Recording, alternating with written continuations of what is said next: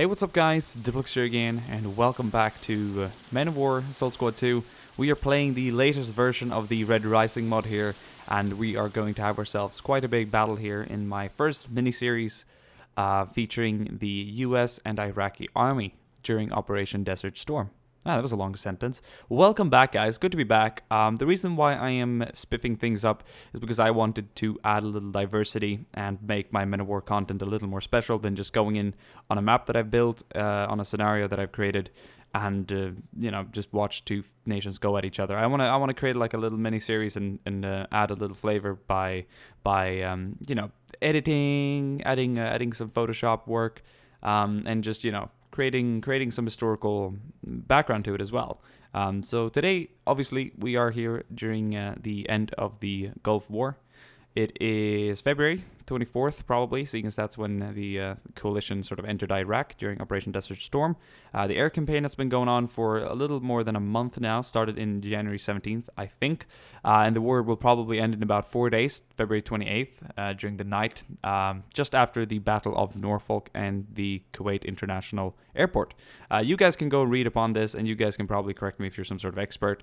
I don't really care. We're not here for the historical accuracy. We're only really basing this off a real event because, you know, that's fun, that's nice, there's a bit of history to it, but we are not going to be recreating 100% historically accurate battles. First of all, it's hard to do that in Men of War, and second of all, it wouldn't be fun to witness those because the Iraqi army got completely crushed during Operation Desert Storm. No talk, no argument about it.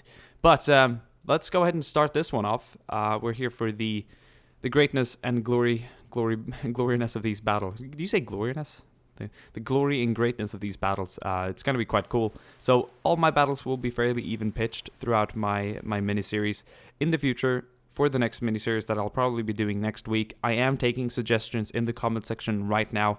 As always, comments and support is greatly appreciated, you guys. That keeps me going, keeps me spending hours editing and doing these videos. What else did I want to say? It doesn't have to be like a nation on nation. I was thinking doing 4-part miniseries on the Troubles in during the 80s or whatever, with the Brits and the IRA. Try and get out the biggest battles there and do something cool, mostly with infantry. I could do something with Germany in Kosovo. I could do something with France in Mali. There's a lot of things we can do, and we have a lot of assets at our disposal. But we're gonna kick it off with the Desert Storm and see how you guys like this 4-part miniseries. We're going to be playing as both sides throughout the series. So yeah, kicking it off with the invasion. Let's go.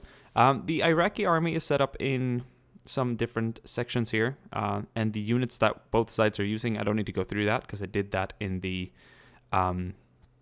preview section previously in the video. So all these units that they have been given have been deployed in different sections here to try and brace my attack. I think this section here is going to be by far the most deadliest one. They've deployed all their BMPs here and half of the T-72Ms. The M stands for Monkey, which was the Russian call sign for export models, for those of you who want to know. Here at the start, they have some of the worst T-62Ms, and of course, I'm going to attack with my earlier M60s first, along with some Bradley support. Should be cool, guys. I hope you guys are going to enjoy this series. As always, all the support you guys can give me is appreciated, and you just dropping a rating and a comment just really makes my day. I love reading what you guys have to say about these battles. So without further ado, let's get going. Let's send up these bad boys. We're going to start with 4 M60s, pretty much every of them, and then we're going to send up 2 Bradleys for infantry support. I'm not going to bother dismounting this infantry. They'll do that at their own discretion. And the missiles that these Bradleys pack are going to be quite useful here fighting these T-62s, I think. I'm sure the 105mm on our M60s will be enough, though, still. But we are going to move forward and see what we can do. Alright. I'm not sure who's going to deliver the first shot. We'll have to find out. I think we're in range right now to open up. Both missed. It's unfortunate. There we go. And the battle is on. No penetration so far. I'm going to try and get up closer and shoot a Tau missile at him.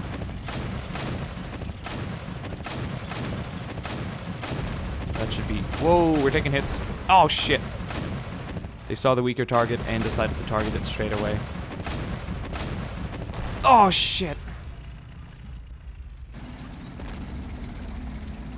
Okay, try and use the HEAT here and see if we can penetrate with that round.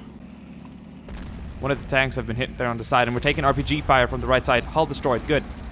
RPG fire! We're gonna have to back off and have the infantry try and move closer. Send these guys up. Move, move, move! How's that guy running? I've never seen that running animation before. That's the first time. What the hell? There you go. Oh my god. What the I've never seen that. What an edgy guy. Alright. Both tanks have been taken out. But they have infantry here waiting in the sand dunes. We're going to send our guys in. We need to give them some armor support. 2 Bradleys down, I can report. 3rd Division, 1st Brigade have lost 2 Bradleys early in the engagement. Over. Shh. Roger that. Yes, sir. Yeah, they're down. They're smoking. Yes, sir. This guy's got a pistol. Probably jumped out of the Bradley there further back. Infantry in the highway. Behind the cars. AG round. Fire! I can't believe I wouldn't shoot them if I can't see them. Oh, what does he say? There we go. You Band of Brothers fans probably know what I'm talking about. There's a scene where there's a... Oh shit, we're taking fire from up there. Oh! Explosions. There's a scene where... We're gonna do some close range fighting here. There's a scene where the... Let me just send out some LAVs with infantry in them. There's a scene... Sorry. This is the 5th time I'm saying there's a scene. There's a scene... in Band of Brothers, like 3rd or 4th episode, where they're the one of 1st, 506th or 502nd or 503rd, I can't remember exactly, 505th, 504th, one of those battalions or whatever, is entering a town, and they're being supported by British armor, and they know that there's a tiger or something in the town, and they report it out, like, if you guys go any further, it's gonna kill you, or there it is. And they want them to shoot through the building or to shoot in a direction. And the British tank commander's like, I can't bloody well shoot them if I can't see them. Or does he say it the other way around? Is it like, if I can't see them, I can't shoot them? I can't remember how it is, but it's a classic. It's funny. My friend usually says that when we're playing. Okay, there we go. So these LAVs are going to open up. Man, I love those 25mm that they're packing. It's really nice. Look at this stuff. Gotta tell though, or I gotta say, our Bradleys, I mean, an eye for an eye here as far as the vehicle count so far. And I think we've taken a few more infantry casualties than they have. I'm not entirely sure. Haven't seen too many die though, so we're gonna keep moving up. Moving up to these cars. Being covered though by the vehicle, which is really nice. There we go, so this infantry is probably gonna melt away quite quickly. There we go. We still have infantry, I see the silhouettes. We're gonna keep moving. While our infantry and tanks are securing this area here, we are going to start by moving some guys up. Move up some assets, you know. There we go. Okay, I went a little too close. Right, so further back, I think it's about time we bring up the infantry, hey? 2 trucks. These guys, by the way, weren't listed in the deployment phase. I had to give them 2 M35 trucks because they wouldn't fit in the Bradley and LAVs. The LAV and Bradley only takes about 5 or 6 passengers. This guy takes 5, or 4 even, and this guy takes 5, so... BMPs and BTRs had way more passenger space. We're on the way, honk the horn. Don't look at that Bradley, sir. Don't look at that Bradley. Like smoking. Maybe a dead body. Guy sticking out of the hatch. That'd be cool for future games though, if like people, if crewmen died inside the vehicle, that if they started burning, that they would like hang out of the hatch and just like the body would be burning and shit. It'd be very nasty, I don't doubt it, but it'd be cool still. As a visual thing. Pretty sure these guys died instantly. I mean, if a tank shell penetrates, it explodes inside. It's gonna be a mess in there. Doesn't really look like it's done a lot of damage on the outside of the vehicle, but not everything just blows up. Most of these AP shells are just really meant to penetrate and do damage on the inside. Hopefully it'll strike an ammo cache or an ammo load or just a shell overall. I'm not entirely sure how they store these shells in the modern day tanks nowadays. I'm pretty sure they're fairly safely kept and placed in a way where they're unlikely to be hit by an AP shell. I think that would be the safest thing here. They were taking fire there from the BTRs. Whoa, that guy got hit by a BTR round straight in his face. He went flying, dude. I'm surprised his body didn't shatter. Probably did though. There we go. We're gonna open up with this. Man, take some mean fire up here, okay? Main gun damage, but it doesn't stop us from opening up there with a 50 on the roof. That is a nasty gun. Infantry back here is opening up. These guys have the desert camo, but if you've seen movies like Jarhead and stuff, you would have noticed that a lot of the who's here? A lot of the troops did not have woodland, or I mean, did not have desert BDU, and that was because the Pentagon and the Defense Ministry or whatever were not really prepared for a conflict in a desert environment. So they had a lack of desert uniforms. They simply did not anticipate them fighting in the desert so soon or so early, or in such a capacity that they would need so many uniforms. So the 4th Infantry Division, their commanding officer, which was a general of whatever general rank he was, Major General, I'm not entirely sure, and I'm not entirely sure of his name either, I'm sorry, said, no, my men will dress in woodland BDU, because we only have a short amount, or a few amounts, we only have a few desert BDUs, we can't equip everyone, and I want the uniformity, I want like everyone to look the same, and out of my own experience, back in my regiment, when I did training there for a couple of weeks. And by the way, for those of you who are interested, I'm going to be training with the lifeguards now, starting the 17th of January. So I'm looking forward to that. That's a bit of an upgrade from my point of view. I think that'll be funnier for myself, and that's something I want to strive for as well. And being lifeguards does not mean that I'll be standing outside the castle and doing duty like that, because most regiments do that, no matter if you're part of the lifeguards or if you're part of the artillery or whatever. People do tours like that week from week, and since I'll be only probably training with them, I don't think we do that under our training period. I'm actually quite 100% sure that we don't. Only full-time employed soldiers do. And that's a decision that I'll have to take whether I want to be when I'm done with basic training. But anyway, what I was gonna say, yeah, so when I was back in the artillery regiment, if there was something we were missing, like some sort of gear, or if there was some hat that people did not have, because, you know, there wasn't really a shortage of supplies and all, but there were a few things that weren't handed out that were still in the process of being shipped to the regiment that had to be replaced. And if only a few people have gotten it, they were told to not use it and wear it because they were looking for a complete uniformity. You know, you need to act and look as one unit, not differently, you know. So I think they're a bit looser on that when you're a full-time employed soldier. I know for a fact that if you have a preferred shoe that you want to use that's like a boot, it needs to be accepted and follow the regulations, or the uniform regulations and safety regulations. Then you can use it. I know people use their own gloves that they buy. Sometimes they have like a bit of red on them or blue on them. I mean, obviously that's not good for camouflage reasons if you want to blend in, but I know that they allow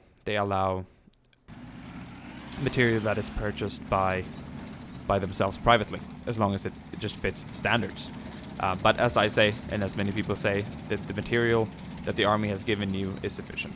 You do not need anything else. I mean, there's a comfortability question whether you want to wear the M90 boots, or if you want to wear some custom, you know, whatever brands there are that make these other boots, Apisco or whatever. There's a bunch. Then go ahead, you know.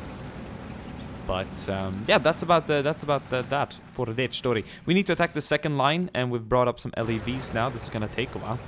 Got a feeling that these videos are actually gonna be quite long, but I don't mind. My Men of War videos are usually short, but now it's gonna be pretty much non-stop action. I think we're gonna be able to attack the second line up here with the current material that we have here. LAVs supported by M60s, or maybe the other way around, M60s supported by LAVs. Along with 2 infantry sections there. It's about a platoon. We are going to need the rest, though. I don't doubt that the Iraqi army will put our forces to the test here, so I'm going to move things up, and we're going to be able to kind of handle this as we go. Call in what we need to call in. What we don't need can be left back at base. But when I attack that third line of defense with the T-72s and BMPs, I'm going to definitely bring on the Abrams, without a doubt. Let's not forget the remaining part of our infantry, our mortar carriers, and our M270s. I don't really want to shell a position before I've sent my tanks there, because it kind of removes the cool action bit. But if they shoot grads at me, I'll return fire with these counter-artillery fire to try and hit their grads. Okay, let's attack their second line of defense here. It's probably going to fall just as easily as the first site, though, but I'm sure we might lose a few of our assets. I don't expect to come out of this shining, you know. Let's go, let's go, let's go. Oh, what a nasty hit. LAV fired a missile. Okay, we lost LAV and M60 pretty much instantly, and our infantry's getting absolutely slaughtered. Oh my god. This is madness. Back off, back off, back off. I did not expect to get hit so hard by this. I can tell you that straight away. M270s are opening up, though, supportive fire. They have been given the coordinates, and they're acting on their own behavior here, which is really nice. Good thing I don't need to micromanage them. We're pulling back our tanks. Man, holy shit, we got ourselves a right hook there. Unexpectedly. What a surprise.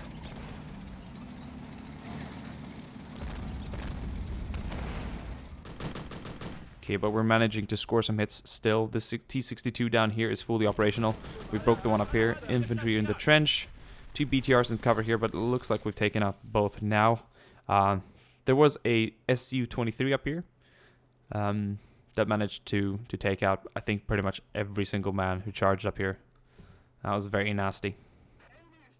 I should have thought twice about sending them in together with the armor there.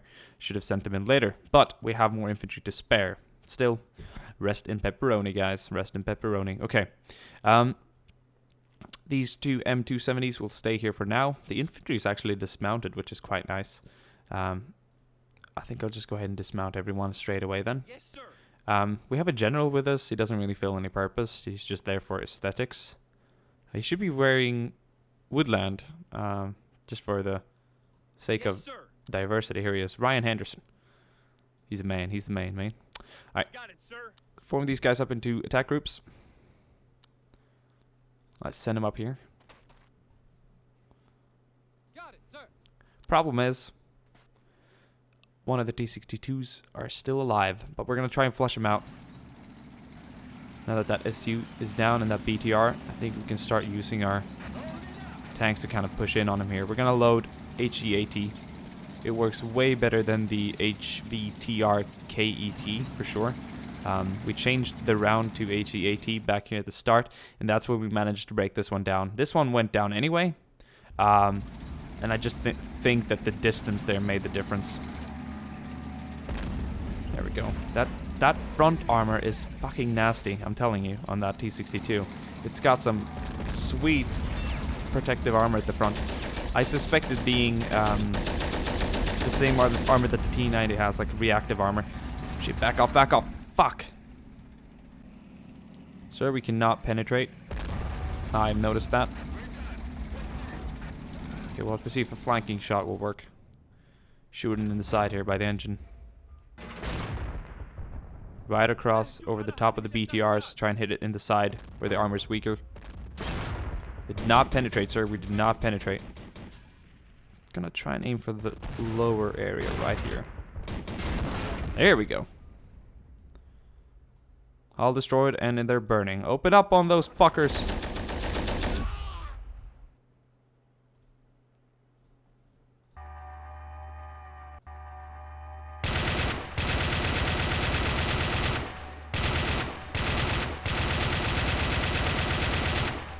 Alright. That's good. Send up the infantry here. Try and clear out the trenches. I know for a fact that they have RPGs. We're gonna have to try and stay frosty. Try and avoid those. Okay. This guy's repairing the tank, which is nice. The tank crew is still alive for most of it. He's lost one guy though. Yes, do we have a guy somewhere else that we could borrow? A tank crewman that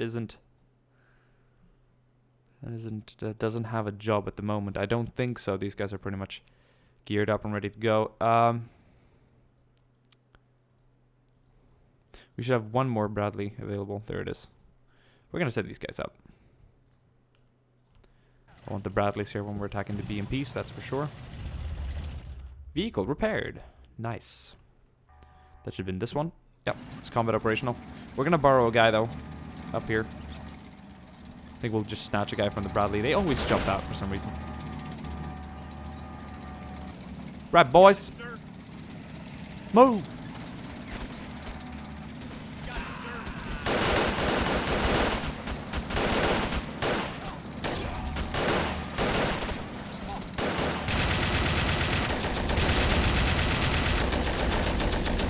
That turret 50 is nasty. It is crazy. Yeah, we definitely need another guy in here. Yes, sir. Yes, sir.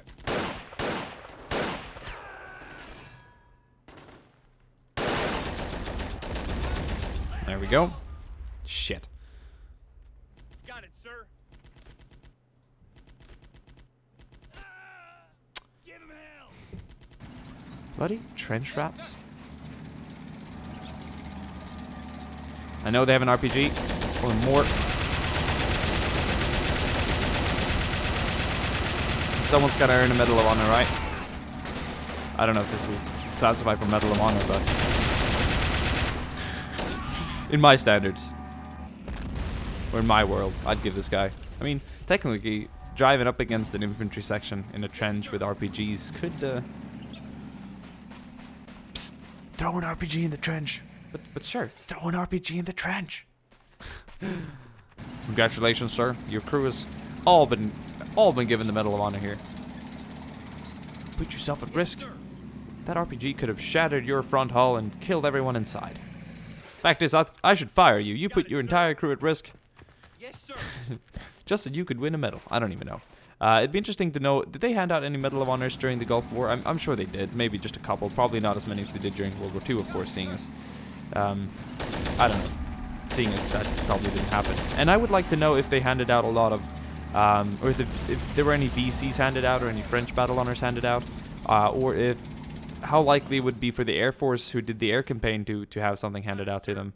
I know that one guy dodged I know that one guy dodged like 6 SAM launchers or something. I've seen a video of that. It's crazy. He's being targeted like from second to second, and he manages to dodge like every single missile. But that's not really, I mean, that's putting yourself in danger, but not knowingly putting yourself in danger. That's just something that happens. Like if you're a soldier and you're running across, I don't know why this guy's stuck, and you're running across a road or something. There's something here that's keeping this guy stuck. What the hell? You're starting to getting shot at, then everyone can't be awarded a medal just because they put themselves in danger. There's got to be, or they gotta willingly know they're putting themselves in danger. Like, hey, I know that there's AA over this area, but I'm gonna fly in this chopper anyway, alone, to pick up this squad of men, even though I know I could get shot down easily. That's the kind of stuff that'll earn you a medal. Putting yourself in danger knowingly. I mean, being a soldier and going into a combat situation is obviously going to put you in danger, but you do that either way, not knowing for sure that you're gonna, you know, probably have a likelier death. I don't know if that made any sense, guys, but I hope it did, because I know what I mean myself. But I guess point is everyone's gonna know what I mean. Bradley's moving up here. We're going to prepare our guys for the next maneuver here. I think it's time to bring up the Abrams.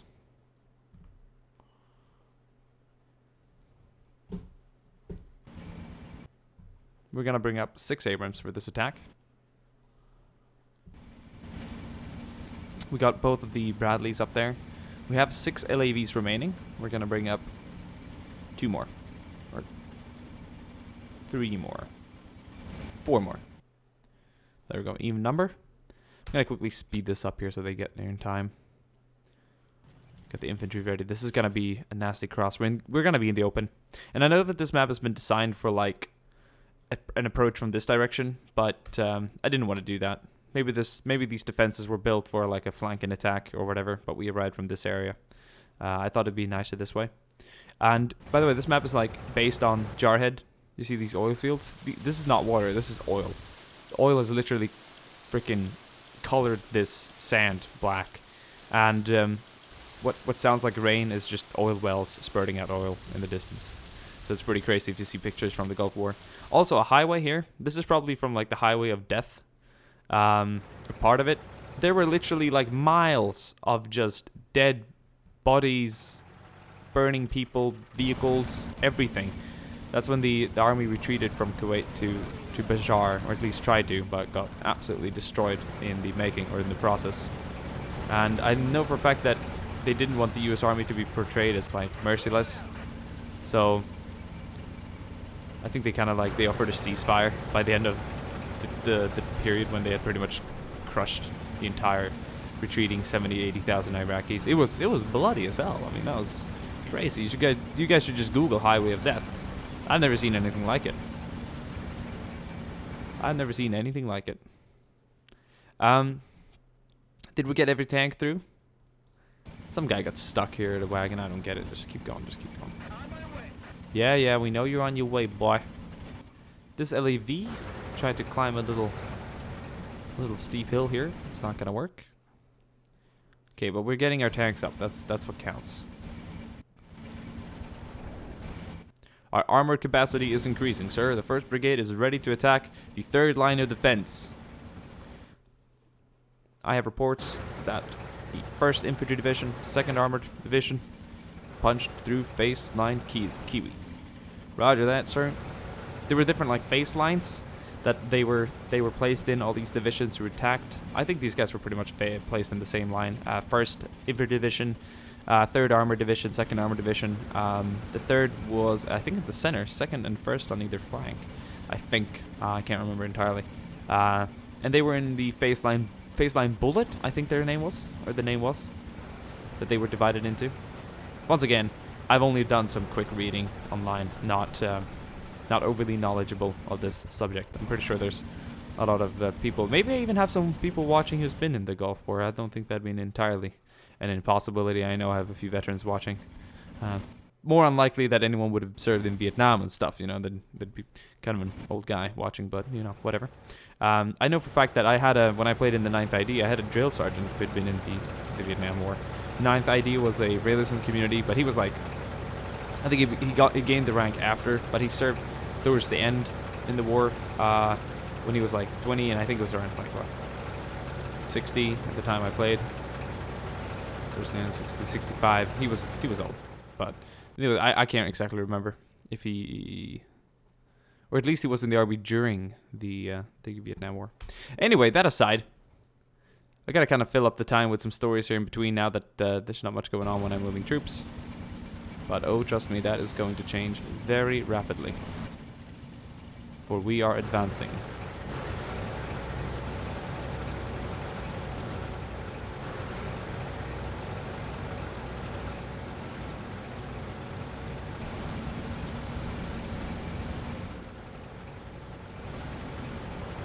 If you ask me, this is a pretty big armor push. I don't know what to say, man. This is gonna be pretty colossal. Oh, man. 3rd Armored Division advancing into Iraq. Look at this stuff, man. LAVs, Abrams, M60s, Bradleys. What a mix. Rockets flying. Taking hits, taking hits. Holy shit. Taking hits. Oh, my God. That guy kept going. Get the heavy tanks up and rolling. Thing is, when the lighter vehicles are faster, they're more prone to get shot up earlier. I don't know what that was, like an RPG or something that exploded right in front of us. How's the Russian defense, or the Iraqi defense doing here? Well, I think we've just about neutralized every vehicle here in a matter of seconds.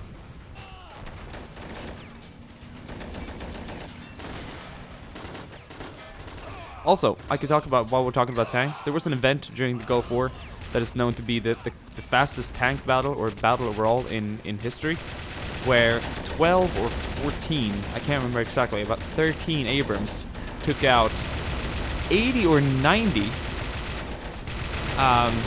Iraqi T-72s in less than 90 seconds.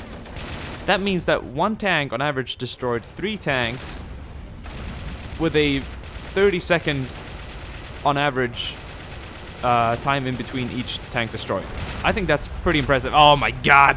Oh my god, you flipped the LAV, dude. We flipped 2 LAVs at the same time. What's the likelihood of that happening? Come on, man. There goes like a decent percentage of our combat assets. Man, come on, dude. Ah. Well, here comes the infantry at least. You guys advancing finally? Can we have a hustle up here? Can you guys start running, please? Thank you so much. Hustle up, guys. Oh my. On my. This is gonna be pretty colossal. Hopefully it should be fine. They still have infantry in the sand dunes that are shooting at us.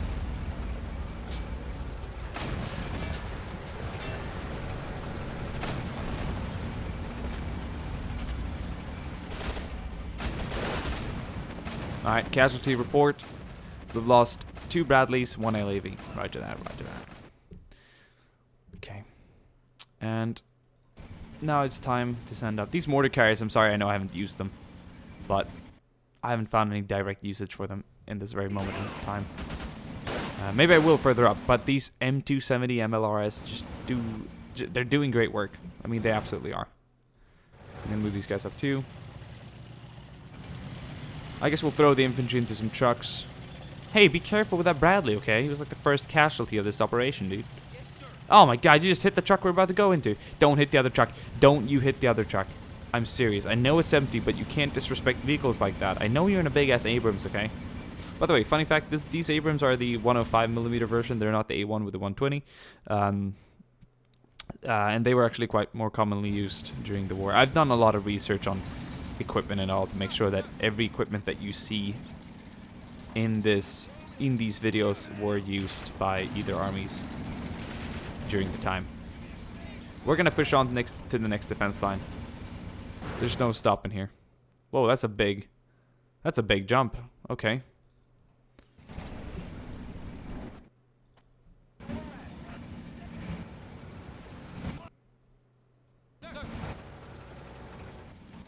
We'll just move everything up like this, and then we'll have to spread it out once they get closer. Alright, there we go. Infantry, infantry, infantry. I think you guys are going to be well needed up here. They have more infantry back there, and there's going to be some terrain that the tanks can't navigate through that I'm going to need you guys to take care of. But yeah, I'd say Operation Desert Storm was obviously, since big open surfaces, desert's really suitable for kind of open engagement with tanks and all. I don't think, I mean, I know there were 2 Marine divisions, or 3 actually, 1st, 2nd, and 3rd, or just at least the 1st and 2nd. Maybe some other brigade from yeah, the 2nd Armored Division, some brigade. Or was it the 2nd Brigade, 1st Armored Division? I can't remember. They helped the Marines there assault the Kuwait International Airport towards the end of the fight. And I'm pretty sure there were more urban fighting at that point, obviously. But other than that, mostly just big old tanks fighting each other. And many historians say that, in a way, the tank battles who were fought during the Operation Desert Storm were in some ways a lot bigger than many of the tank battles that were ever fought in Europe. Most of them, at least. Which is quite nice knowing, or cool knowing, I guess. Alright, we're gonna send these guys up here. Once again, I am absolutely no expert in the area, but I pick up on things I read quite easily, so a lot of it sticks. And of course, I have to do some research before I do these things, like, oh, this battle and that battle, would they correlate with each other? But once again, they're not here for the historical accuracy. They're only here to give a nice foundation for some grand battles that you guys would probably enjoy me playing. This guy's a little late to the party. Let me see here. Abrams again, once hitting that ammo crate. That seems to be a popular thing to get stuck at. These vehicles not quite handling that terrain all too well. We'll leave these guys back here with a general.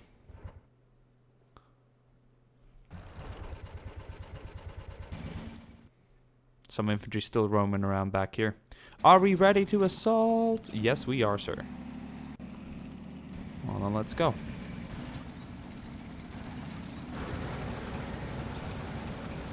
We're just gunning it. We're going straight for it.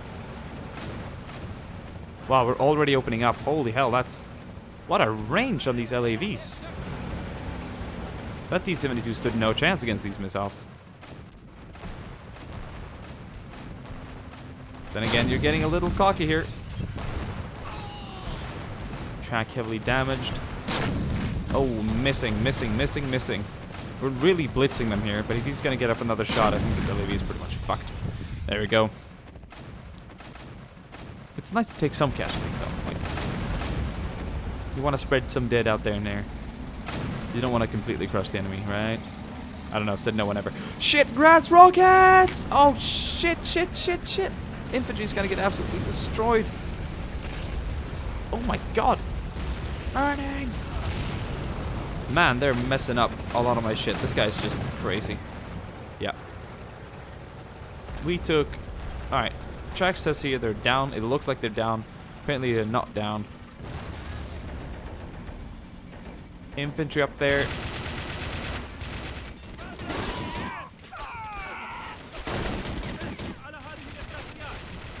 Ooh, more rockets. What the hell? RPGs and rockets. Okay, this could prove to be the most trickiest place to take ever. But there we go. There goes the last grad launcher, as we are taking quite some massive casualties up here, unfortunately enough. I'm gonna send more guys up.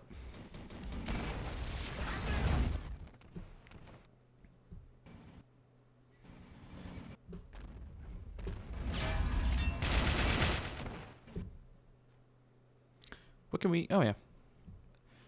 Could have been nice to probably shell the area before with some rockets. Or what are you going to call it? Rocketeer the area. I don't know what people say. What do you say when you want to rocket an area before? But yeah, I decided not to. Want a gold medal and a gold vessel. A treat that's so special. The BTRs poking fun at our fucking Abrams. I don't know where you went to combat school, but that shit's not going to penetrate an Abrams. Dumbass. That guy like walked into the tank got shot, and it knocked him back in the head and he flew over. That's like the commander right there. He's fleeing, dude. He's hauling ass. That's it. First day of Operation Desert Storm is over. We've hit this forward observation post here that the Iraqis use.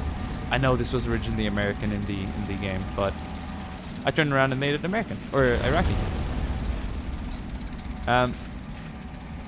So here we are. I hope you guys have enjoyed this battle. We're going to take a quick look at the casualties here holding in V. They'll only obviously show bodies, not destroyed tanks. But pretty much every dot here you can tell is a destroyed tank. So we've lost a few Abrams going up here. We've probably lost more armored assets right now than was ever lost during those 4 days. No, but seriously, look at the casualty sheets and like where they list the different the amount of lost tanks and everything. I mean, it's like they were run over. I'm not entirely sure how well they trained the Iraqi tankmen, but I know for a fact that the Iraqis won one smaller engagement. 14 Bradleys went up against a couple of T-72s, and they only really won because the Bradleys had to retreat when they ran out of ammo. And I also think the Iraqis managed to destroy 4 IFVs, but they lost like 14 BMPs and a couple of tanks themselves, which is quite odd to seeing as they're only up against Bradleys. But then again, you know, I mean, this game portrays them well. They can destroy pretty much anything with those rockets. What else? No, but seriously, like the amount of Abrams lost on the US side, barely any as far as I'm concerned. I couldn't even find any information on that. But there were hundreds of BMPs and T-72s lost. So it was a bit of... The coalition really stomped them. But once again, that's nothing I'm going to try and reproduce here in this game, because otherwise it'd be kind of boring to see them get it run over. You want to see a little bit of action.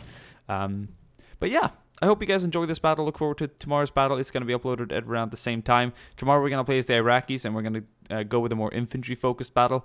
And it's going to kind of be like tomorrow night or tonight's night here on the 24th, after this battle was fought somewhere else near the border between Iraq and whatever country they border, Saudi Arabia, I can't remember. But yeah, you guys enjoy yourselves. I hope you guys have been enjoying this content, and I will see you guys soon again. We're just gonna go ahead and finish these guys off. Still a couple of them alive up here.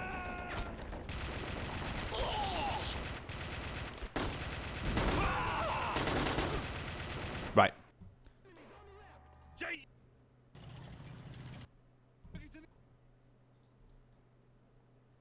We'll have our M270s handle these guys. They should be able to sort them out.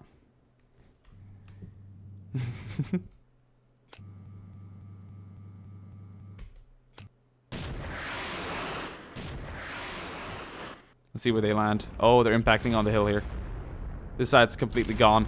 No one alive. This side's getting shot up badly. I'm just gonna have these guys pull back. We're getting the hell out of here. There are a few more alive. They're hiding in the tents and at the edge of the map. No point in trying to kill everyone. Once again, yeah, that's gonna wrap this episode up. Look forward to tomorrow, guys. See you then. Thank you guys so much for watching, rating, commenting, and providing me with more fresh things that I can try out and play. Look at these guys. They're just sneaking past the... Everyone's focused on the hill. We're gonna get out of here, guys. Look, there's the commander. Alright. See you guys later. Bye.